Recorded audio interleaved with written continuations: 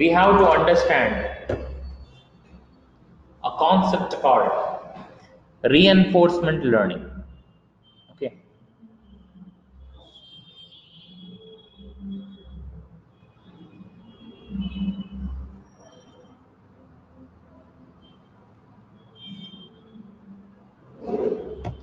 So, why do we need this reinforcement learning? It is a reiterated learning in a round robin fashion. Learning and learning and learning and learning. How it goes generally. See, this is going to be, one of the very major important stuff that we can apply this one in the robotics itself. We can also make use of this reinforcement learning very much subjective to the businesses, which will try to optimize the behavior of any algorithm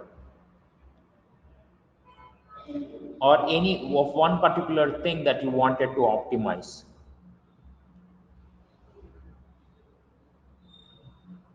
Okay. The very first application is robotics or industrial automation. Okay.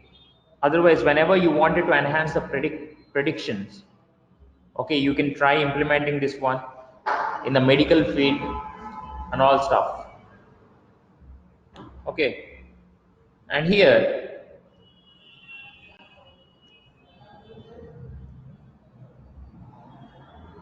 let me tell you one thing. This is the one concept that we can use in order to elaborate the behavior of one particular algorithm, which can continue keep on learning by itself, finally getting out some performance oriented result to take up a one particular certain action.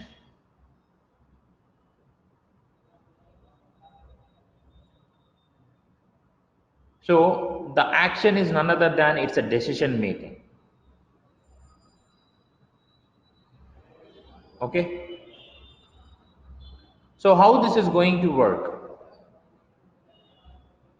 We have this reinforcement learning application with the different types of, it is having its own application in the wide variety of formats, out of which we need to understand the correct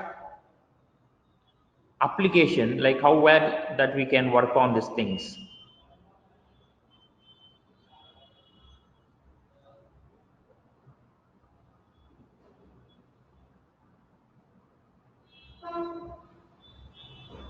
Okay, now first let us understand what exactly this reinforcement learning is. Let us take one small example.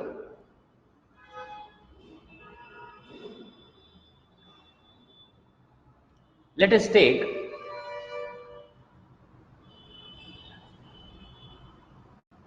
a small dog that where you wanted to train it in order to practice a one particular sort of behavior, means whenever you call it has to run, whenever you say run it has to run, whenever you say sit it has to sit there, something like this, a constant learning process. You need to go ahead with a constant learning process in order to go and implement that particular stuff. For example, you wanted to ring the bell, then it has to come inside. Okay. So for example, you have to constantly do that particular stuff so that it will try understanding and relearning about that. So whenever you ring the bell and you follow up doing some sort of stuff like maybe the food for the right time, what happens? The pet automatically, respond to it, respond to the sound, and at the same time, whenever it is hearing that particular sound. Okay, with this kind of training, daily regular training, if you are doing this one daily, it will very much understand that whenever a bell was rang during that time, it is an indication that these people are going to keep a food for us, something like this, which is going to be a good thing for it. So now here the dog has become an artificial agent here. Okay, artificial agent. Why? Because generally in a reinforcement learning, we will have the agents to work on. Okay, and whatever the food that you are going to give, okay, food that you are going to give will become the reward function, reward. Why? Because it is reacting. Okay, and then the sort of behavior that it is getting used to be, which is going to be a good behavior, can be considered as a resultant action. Okay, so artificial agent, to apply this on an artificial agent, you need to have a kind of feedback loop to reinforce your agent. Your agent is none other than the dog. Okay, and which is maintained. See here, it rewards the actions that you have performed, which is right, and it will punish us, okay, in case it is wrong. Basically here we have something called an internal state, reward function, or environment, or action, something like different things that we can understand here.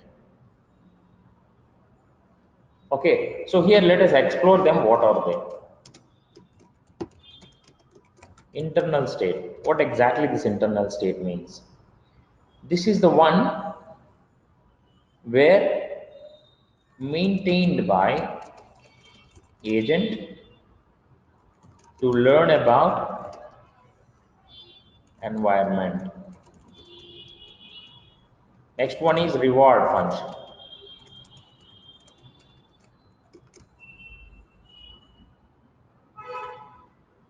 This is used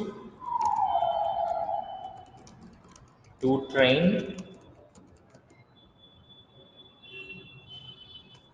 the agent how to behave. Environment.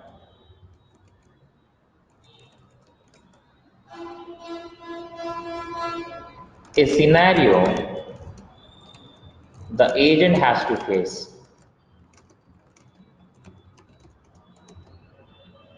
Action.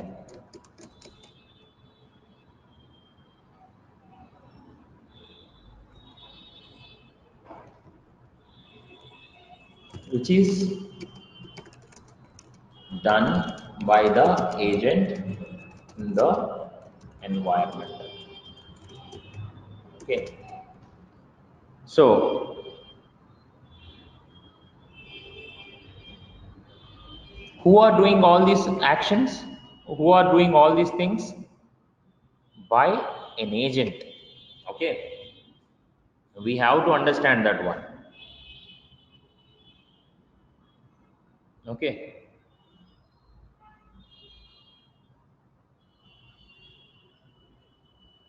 Any questions so far? So, in order for making us some sort of recalling, how many of you know the Mario game? We might have, you might have already played this Mario game in your childhood. Okay. So, whenever, if you remember that game, there is a, whenever you reach each and every end of the layer on a particular layer, it will give you a different power and different opportunities in the next level once you cross one level. So here you should not touch the brick and you have to jump onto the brick. When you do something like this, you can see a limited amount of environment. For example, if you have a lack, you don't know like what will happen when you do something like when you are going to hit the brick. Okay, so you can't see everything what it is going to happen whenever you jump into a one particular hole. So you move around the world and trying to understand what exactly there in front of you, but you will still go on running. You don't know what exactly it is happening, how many levels are there, you nothing, but still you will try to increase the chances to reach your highest level. Okay, the entire game, whatever it is,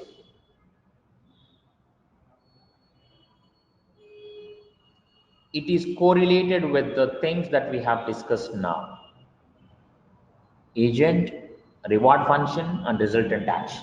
That's it. Okay, so now we have something called Thompson sampling. Okay, we have something called Thompson sampling and upper confidence boundary and all, UCB,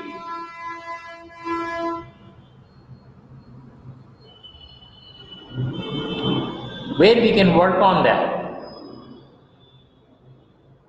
in order to achieve this reinforcement learning. Okay, so now we have a program here to understand the same, and also we have a data set which is there in the .csv file. Let me just show you that particular data file first.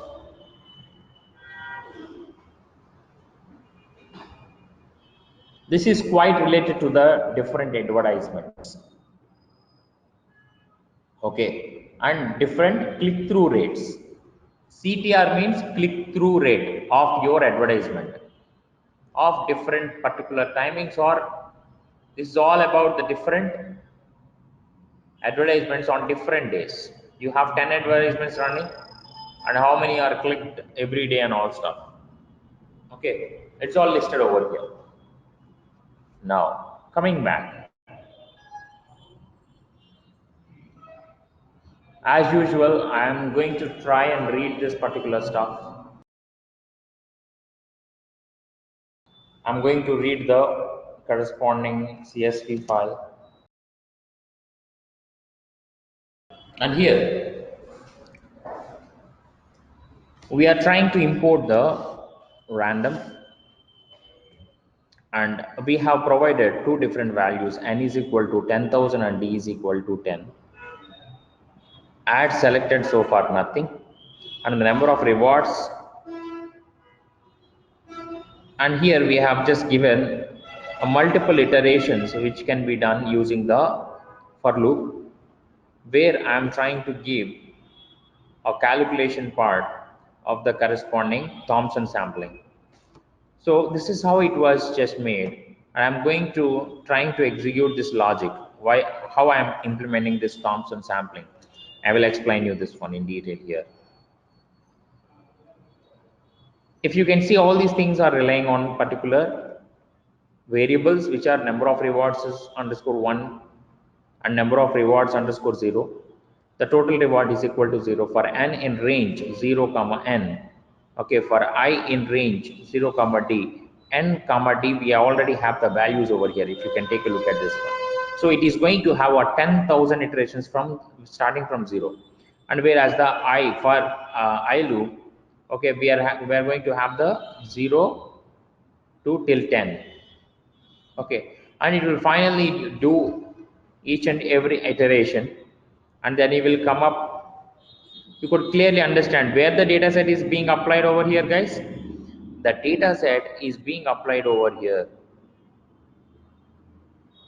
Okay, and then it is being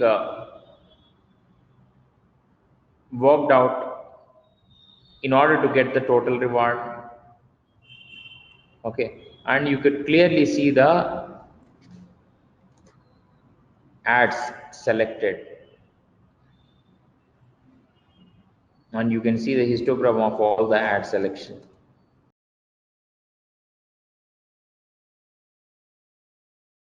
There you could see that. I was unable to get this one right. You could see that number of times each ad was selected, ads, and the histogram of the ad selections. Okay, mentioned everything, and you could see, observe like how exactly the ad went on. Understand this one, guys, so far? Or any questions? This is all about the probability matching. Okay, hence we are trying to correlate all the values over here.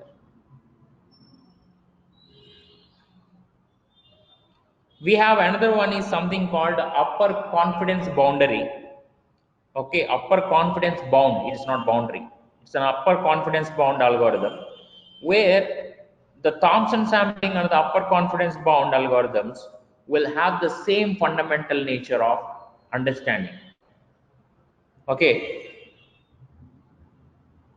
and here both algorithms will allocate the strong effort to whatever that we are trying to apply on, and where it will try to get something optimistic, where we can do something, optimization for the existing stuff. Now I will show you even the UC um, UCB also. Let me open.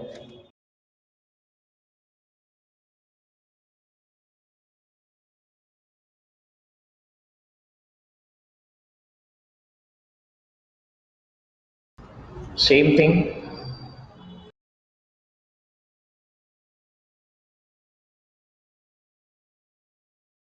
where you could see the histogram of all the other advertisements which are got selected. Okay, okay, guys, all of you. So this is how, so the same thing, like, but we have just expanded with the UCB, upper confidence bound. Okay, so you try, please go through these things. The only thing is, when you complete this for loop, whatever that you have made, and you assign each and every values like reward and sum of rewards and the total reward, you are done almost over there.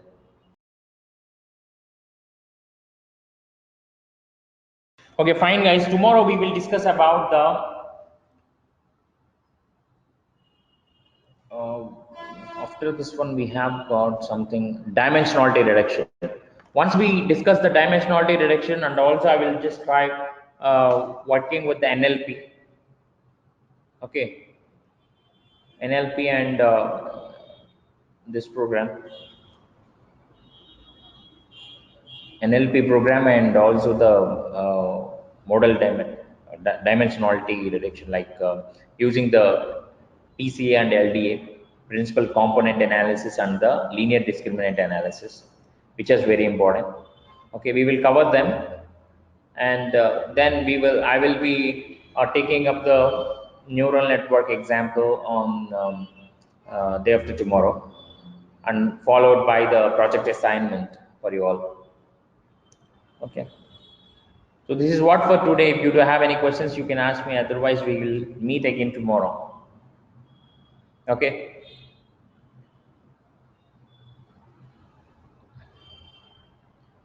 If you have any questions, you can ask me, guys. Nara, who is there, like Anusha, Ram Dinesh. Yeah, we'll send you Ram Dinesh. We'll send you these examples. Okay, then, guys, we will meet again tomorrow and we will discuss about the other algorithms. Okay. Until then, I will send you an email of all these things that you can. I will share an email of even for the art programming language also. Please take a look at this. Okay. Thank you. Bye.